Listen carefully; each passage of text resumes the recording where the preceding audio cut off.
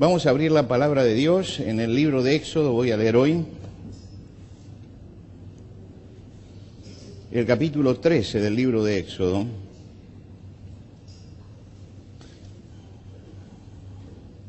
Voy a leer en el capítulo 13 desde el versículo 17 en adelante. Los que tienen su Biblia lo leen, los otros pueden escuchar. Éxodo 13, versículo 17. Estamos en el momento, ahora esto es muy famoso en este momento porque se trata de Moisés. Y Moisés se hizo famoso este año, ¿no? Por la serie. Ahora todo el mundo conoce a Moisés y ya van a empezar a nacer chicos que se llamen Moisés. ¿No es cierto? Porque siempre pasa así. Cuando hay un teleteatro inmediatamente le ponen el nombre al nene. Y ya tenemos Onur. Hay chicos que le ponen el nombre de Onur. Ahora le van a poner Moisés. Espero que a nadie se le ocurra ponerle Faraón, porque siempre hay alguien que no entiende bien la historia, ¿no? Entonces aquí está en el momento de la salida, la historia es el momento de la salida, cuando van a salir y reciben una promesa de Dios. Y yo quería hablar de esta promesa de Dios como una promesa para todos los que ponen su fe en el Señor.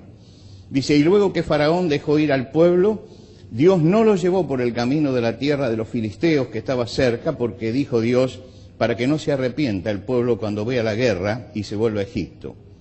Mas hizo Dios que el pueblo rodease por el camino del desierto del Mar Rojo, y subieron los hijos de Israel de Egipto armados. Tomó también consigo Moisés los huesos de José, el cual había juramentado a los hijos de Israel, diciendo, Dios ciertamente os visitará, y haréis subir mis huesos de aquí con vosotros. Y partieron de Sucot, y acamparon en Etam, a la entrada del desierto. Y Jehová iba delante de ellos, y Jehová iba delante de ellos. Vamos a detenernos aquí en la lectura de la palabra de Dios. Siempre en los fines de año, es una fecha que nosotros hemos puesto arbitrariamente, ¿no? Es decir, vamos a partir acá el calendario y lo partimos allí. Elegimos el ciclo de la naturaleza, pero lo podíamos haber puesto en cualquiera de las otras estaciones, lo hemos puesto justamente allí, o lo han puesto en el norte, en el hemisferio norte, justamente allí. Pero es importante porque cuando llegamos a este momento, a pesar de que es arbitrario y que todos sabemos que es arbitrario, es como un momento en que nos empezamos a preguntar acerca del pasado y del futuro. Están presentes en este momento el pasado y el futuro. Y fíjense que cuando llega el mes de diciembre empieza a activarse el mercado del futuro. Se empieza a activar un mercado que tiene que ver con el futuro. Astrólogos, tarotistas, videntes, adivinos, parapsicólogos, todo el mundo está tratando de explicarnos qué va a pasar en el futuro. Todos están tratando de hurgar. Ahora, yo sigo con bastante interés cuáles son los libros de mayor venta en nuestro país, qué es lo que más se vende. Y hay una revista que trae todas las semanas cuáles fueron las ventas más importantes. Entonces está la venta en ficción, ¿no? Y están las ventas más importantes de los escritores más vendidos en ficción. Y hay una sección que se llama no ficción. Y no ficción la encabeza Ludovica Esquirru con el horóscopo chino. Quiere decir que lo que más se vendió fue eso. Lo primero que voy a hacer es mandar una carta a la revista para decirle, señores, no es no ficción, esto es ficción también, hay que pasarlo al otro rubro, esto no es real, es ficción, no lo pueden poner en no ficción. Pero esto habla de que la gente dice, yo no creo en el horóscopo, no creo esto, pero lo sigue. Y fíjense que las mismas caras vuelven permanentemente todos los años porque hay un mercado que consume eso. Cualquiera que ha trabajado en el periodismo sabe que no poner el horóscopo en el diario significa una baja en las ventas. Porque mucha gente lee el diario porque tiene el horóscopo. Es increíble esto, pero usted puede tomar desde los diarios más serios hasta los más amarillos y todos tienen el horóscopo. Todos. ¿Por qué hacen esto? Porque saben que las ventas dependen de eso. Dependen de eso. Ahora, usted conversa con la gente y dice, yo no creo en los horóscopos, yo no creo en esto, yo no creo en esto, pero resulta que consultarlos consultan, lo que quiere decir que hay inquietud acerca del futuro. Podemos decir que es un mercado que explota la incertidumbre de la gente. Es decir, llegamos y ahora decimos, ¿qué va a pasar este año? Y entonces empieza la incertidumbre, se despiertan temores, angustia, intranquilidad, queremos saber. Y en ese afán muchos entran en ese mercado para que les expliquen qué es lo que va a pasar. No aguantan la incertidumbre, no aguantan la incertidumbre. El pasado está en el recuerdo y el futuro está en las manos de Dios. Y las manos de Dios no las puede escrutar nadie. Por lo tanto, como cristianos, no tenemos nada que ver con ese mercado del futuro, porque sabemos que el futuro no depende de los astros. Aquel poeta que decía, el mentir de las estrellas es muy seguro mentir, porque ninguno ha de ir a preguntárselo a ellas. Quiere decir que no está en los astros el problema. El problema está en lo que Dios decide y en lo que Dios determina. Y la confianza no puede estar en que los astros me sean propicios o en que los planetas se alineen de determinada forma. Lo que tengo que tener es confianza en que Dios está en el control de todas las cosas. Ahora, es lógico que el futuro despierte curiosidad. Jesús había resucitado y está con los discípulos y se acerca en un momento a Pedro y hace la profecía de la vida de Pedro.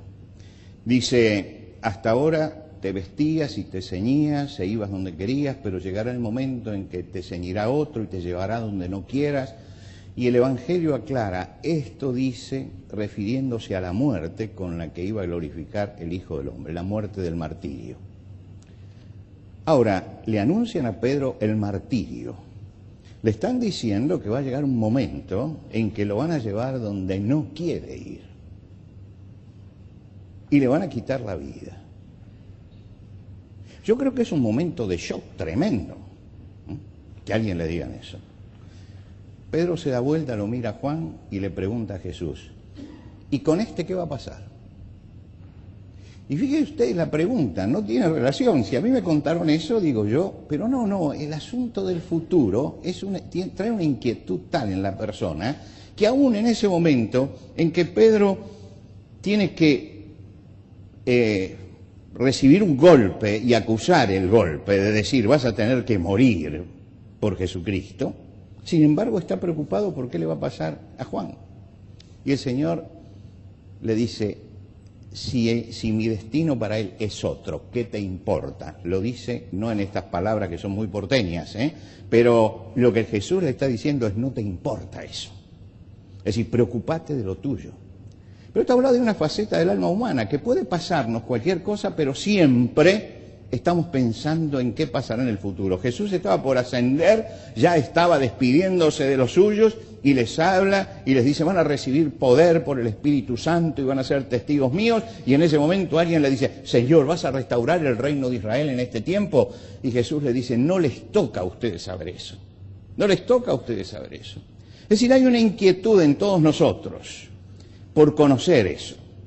Y mucha gente va al libro de Apocalipsis, ¿no? Y empieza a leer el libro de Apocalipsis y entonces empieza a tratar de predecir con precisión cosas, y la historia de la interpretación del Apocalipsis demuestra las tremendas equivocaciones que se han hecho, poniendo fechas, interpretando cosas, y en su momento los romanos y el emperador romano Nerón era la bestia, y después la bestia fue Napoleón, y después la bestia fue Hitler, y realmente hay que decir, esto es algo que está guardado por Dios en el misterio. Y el libro de Apocalipsis dice al comienzo, bienaventurados los que leen, el que lee, y los que oyen, y los que guardan esas cosas en su corazón. Las guardan simplemente. ¿Por qué? Porque cuando nos ponemos a hacer interpretaciones finas de todas esas cosas, lo que mostramos es nuestra morbosidad por conocer el futuro. Y las grandes cosas del futuro las sabemos, pero los grandes detalles no los conocemos. No los conocemos. Las grandes cosas del futuro sí, la segunda venida de Cristo, el establecimiento del reino, estas son cosas que sí las conocemos, pero la mayoría de las causas, de los detalles, no los conocemos. Y en este momento que se piensa en todo eso, aparecen los optimistas que miran ilusionados hacia adelante, que piensan positivamente, y usted seguramente tendrá alguno que piense así, y los muchos que con pesimismo ven siempre todo negro. Y las cosas no son ni todas luminosas ni todas negras. Quiere decir que ni pesimistas ni optimistas. Hay algo que es el punto medio de estas cosas. Casi siempre el pesimismo y el optimismo son actitudes a priori. Uno ya es por naturaleza. Usted conoce a gente que pase lo que pase siempre está quejándose, porque ya a priori está lamentando, a priori. Y hay otros que aunque el mundo se le venga encima son optimistas, ¿no es cierto? Y a priori piensan que hay que interpretar todo positivamente. Por eso es importante ser equilibrado en todo eso. Los israelitas habían pasado 400 años como esclavos en Egipto, lo que quiere decir que los que salían eran hijos de esclavos, nietos de esclavos, bisnietos de esclavos y tataranietos de esclavos, y todos sus antecedentes eran esclavos porque eran 400 años de esclavitud. La memoria de la libertad les quedaba muy lejos. La memoria de la libertad les quedaba lejos. Prácticamente ellos habían sido formados como esclavos. Era difícil vivir en libertad, porque es difícil al que ha sido formado como esclavo vivir en libertad. Y tenían temor al futuro.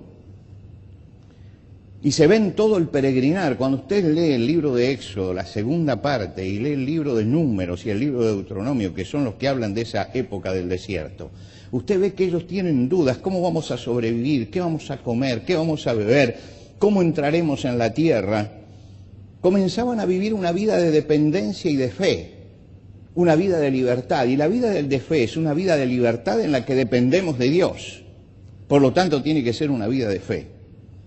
Y entonces Dios marcó algunas cosas en el principio. En primer lugar, les dijo, bueno, esto tiene que ser el principio de ustedes. Y les marcó el calendario, diciendo, esta fiesta de la Pascua, que era la conmemoración de la salida de Egipto, va a ser el principio de los meses. Y va a ser el mes principal para ustedes. Desde acá empezamos. Desde acá empezó la libertad.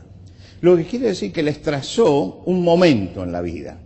De acá para atrás es la esclavitud. De acá para atrás es la vida de libertad y de fe. Y vamos a vivir una cosa totalmente distinta a la que vivimos antes. Y tenían que adaptarse a eso. Dios les marca ese comienzo y comienzan a peregrinar. Y dice, lo hemos leído, que Dios no los hizo ir por las rutas ordinarias. ¿Por qué? Porque en las rutas ordinarias también estaban los grandes pueblos guerreros, y ellos eran un pueblo de esclavos que no estaban todavía organizados. Y dice, Dios los guió por otro camino. Y seguramente alguno de ellos habrá protestado, ¿por qué no vamos por este camino, que es el camino que usan todos, y ahí tenemos solución? Pero Dios dijo, no, porque ahí hay peligro para ellos. Por lo tanto, los mandó hacia el desierto, los mandó hacia Sinaí. Tuvieron que peregrinar hacia ese lugar, pero les marcó Dios el destino final. No les dijo, esta es la ruta, pero les dijo, ustedes van a llegar a la tierra prometida. Es decir, les dijo, salieron de acá y van a llegar aquí. Ahora, ¿cuál es el camino que van a seguir para llegar allí? Eso es un asunto que yo me reservo. Yo los voy a ir guiando. Y entonces ellos comenzaron a vivir eso, que es la dependencia cada día de Dios. Y dice, Dios los acompañaba todos los días en una columna de nube y por las noches en una columna de fuego. Es decir, había sombra durante el día y había una luz en la noche que los iba llevando por ese camino. Los sacó a la libertad y los guió por el desierto para llegar al destino. No les explicó el camino, pero sí estuvo con ellos durante todo el peregrinar y les marcó por dónde tenían que ir. El Señor Jesucristo le dijo a los suyos, yo soy la luz del mundo, el que me sigue no andará en tinieblas, tendrá la luz de la vida. Ahora, yo no sé qué es lo que el Señor depara para mí en este año, no sé. Pueden ser muchas cosas, pero tampoco trato de imaginar qué es lo que va a pasar. Yo sé que el Señor está conmigo y me va iluminando cada día para que yo vaya caminando.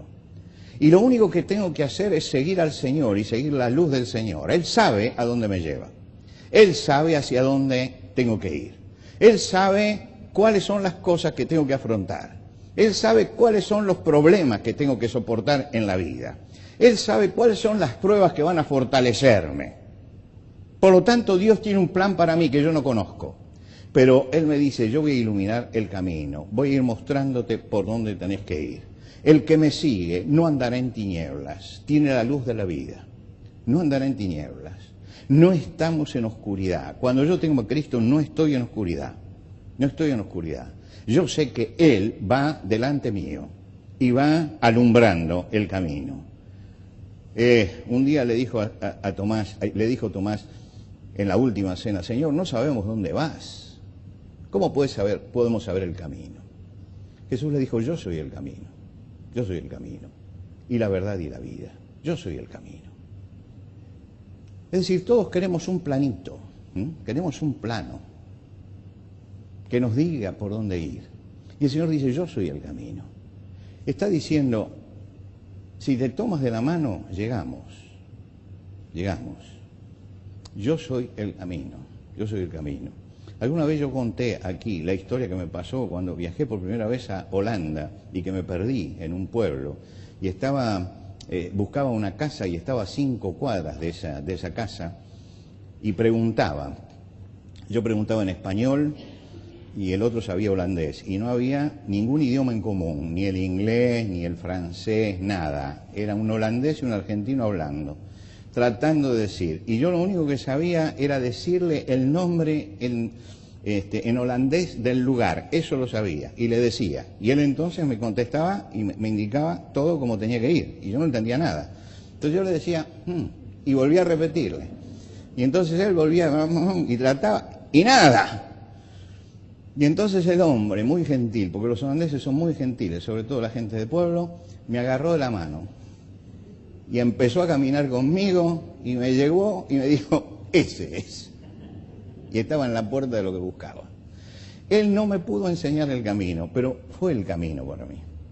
Cuando Jesús dice yo soy el camino, es que cuando yo me tomo de la mano de Jesús, llego al destino. Llego al destino. Yo quisiera conversar con Él en este principio de año y sentarme y decir, Señor, ¿me das el plano de este año? ¿Qué me va a pasar en enero, y en febrero, y en marzo, y en abril, y en mayo, y en junio? El Señor dice, mira, tomate de mi mano,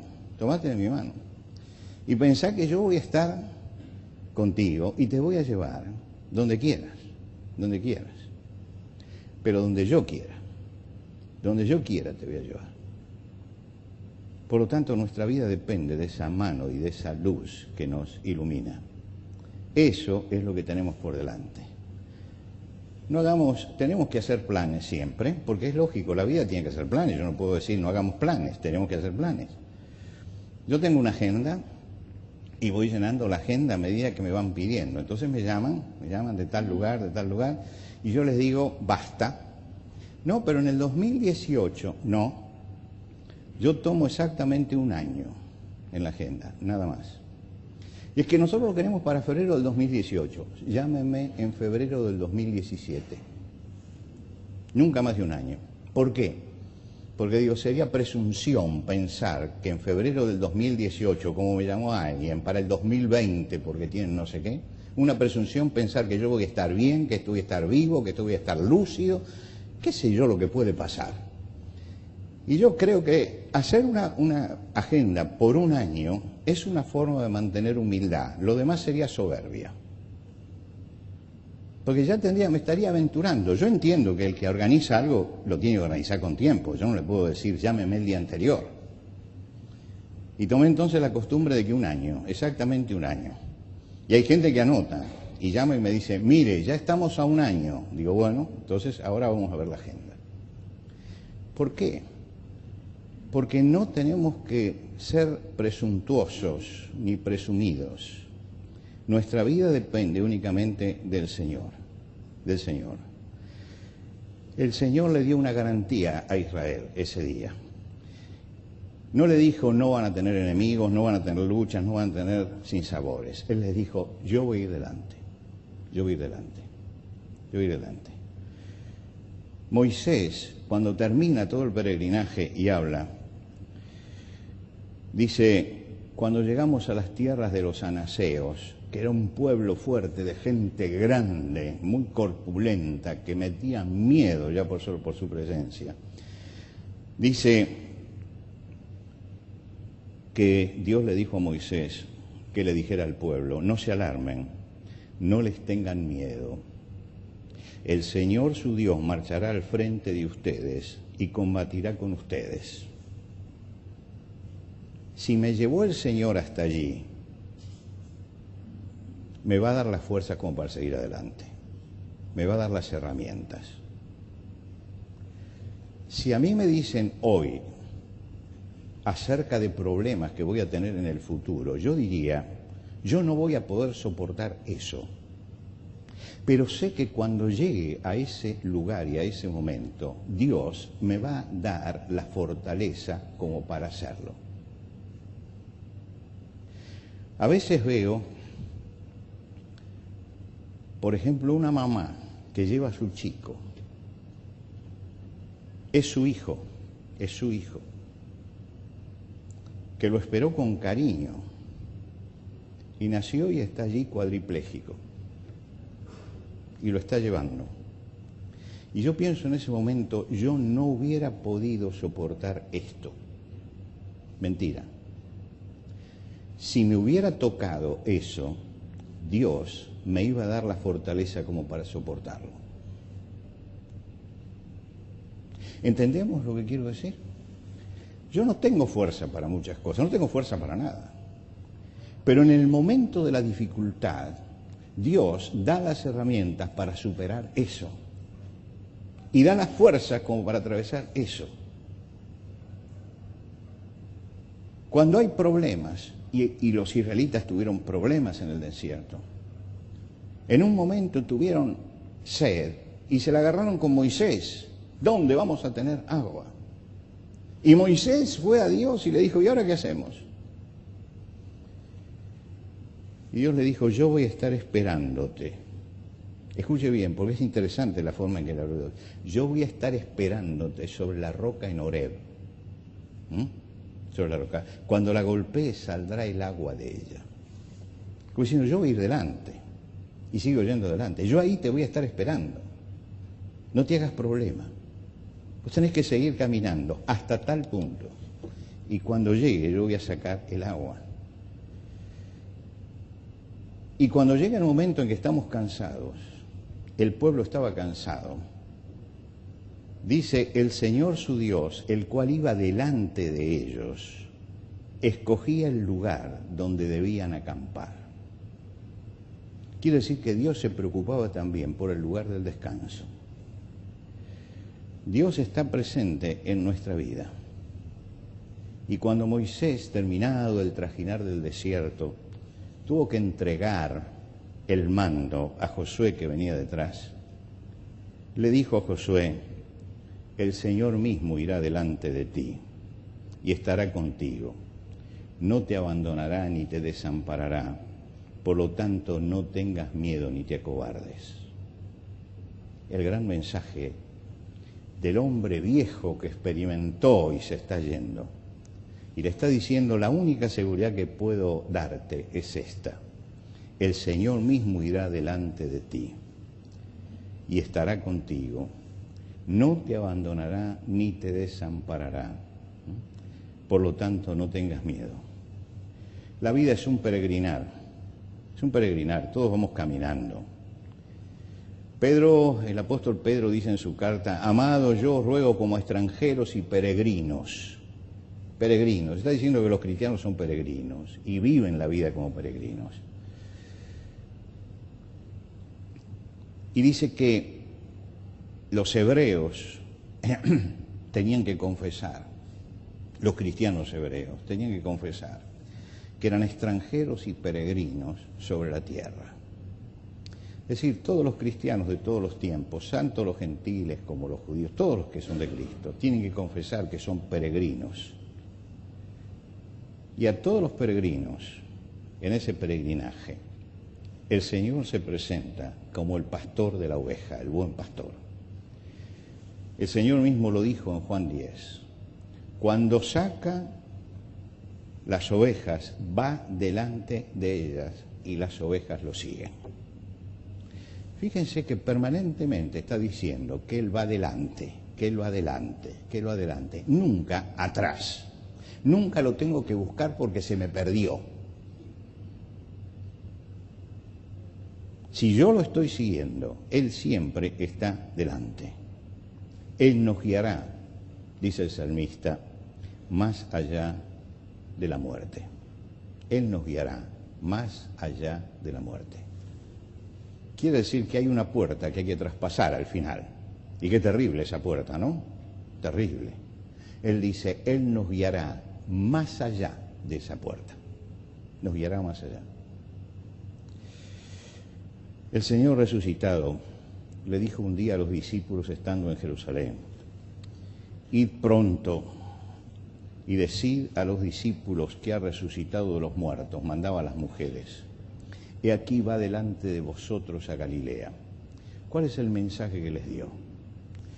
Están acá en Jerusalén, en la provincia del sur, vayan al norte, nos vamos a encontrar allí, en Galilea, donde empezó todo, porque los discípulos eran todos galileos, habían sido reclutados alrededor del mar de Galilea, era la tierra de ellos, eran extranjeros de allí donde estaban en Jerusalén, provincianos, y Jesús llama a todos ellos, eran todos galileos, todos galileos. Los 120 que estaban en el aposento alto, todos eran de Galilea, todos eran de Galilea.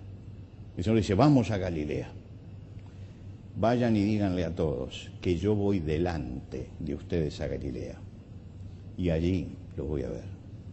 Hay una constante en toda la Biblia, que es que el Señor siempre va delante. Fue delante de su pueblo y lo guió hasta el final, y va delante nuestro y nos guía hasta el final. ¿Cómo creen ustedes que ellos peregrinaron? Yo creo que cuando uno tiene claras las cosas en su fe, uno tiene que peregrinar con gozo, con alegría. Uno tiene que peregrinar con esperanza, porque el Señor vino a traer esperanza. Tenemos que tener la alegría de la resurrección en nosotros, la alegría de la resurrección. Y tenemos que tener la fe de la esperanza. El Señor ha resucitado de los muertos, lo que quiere decir que hasta la muerte está vencida. Y nos da esperanza para aquí y para la eternidad. Podemos peregrinar confiados. Él va delante de nosotros. En este 2017, Dios vuelve a repetir sus promesas. Este año, yo voy delante de ustedes. Yo voy delante. Y si Él va delante, Él sabe dónde nos debe llevar. Y sabe cómo ayudarnos. Y sabe qué fortaleza necesitamos para superar las pruebas, y sabe cuáles son nuestras debilidades, y sabe cómo estimularnos y fortalecernos todos los días. Gracias a Dios que en este 2017 Él va delante de nosotros, y tenemos que alabar a Dios por esto, porque Él va delante de nosotros. Hermanos, iniciemos este 2017 con esperanza. El Señor va delante, va delante. No se quedó atrás en el pasado, no se quedó en el año 2016, Él va delante de nosotros. Y porque va adelante es que podemos tener gozo, es que podemos tener alegría y es que podemos tener esperanza. Que Dios nos dé un bendecido 2017. Nos ponemos de pie.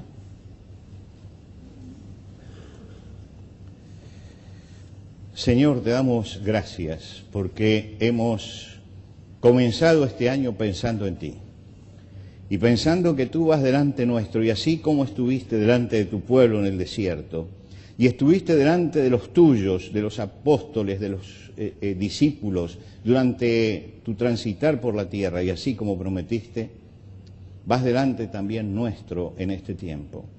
Te damos gracias, Señor, porque tu presencia va delante nuestro. Y tú eres la luz que nos ilumina y eres la guía en nuestro camino. Señor, mientras que tú vayas delante, nosotros estamos seguros. Nosotros podemos atravesar cualquier valle y cualquier necesidad y cualquier dificultad, porque tú nos estás acompañando. Y en esta certeza hemos empezado este año y queremos agradecerte porque has venido delante de nosotros hasta este 2017 y porque renuevas hoy tu promesa de seguir delante nuestro para transitar con fe, esperanza este año que acabamos de comenzar. Señor, consagramos nuestras fuerzas a ti, ponemos nuestros ojos en ti y comenzamos a andar. Y sabemos que tú nos llevarás de victoria en victoria hasta que atravesemos la última puerta y entremos en tu casa. Señor, recibe nuestra adoración, nuestra alabanza.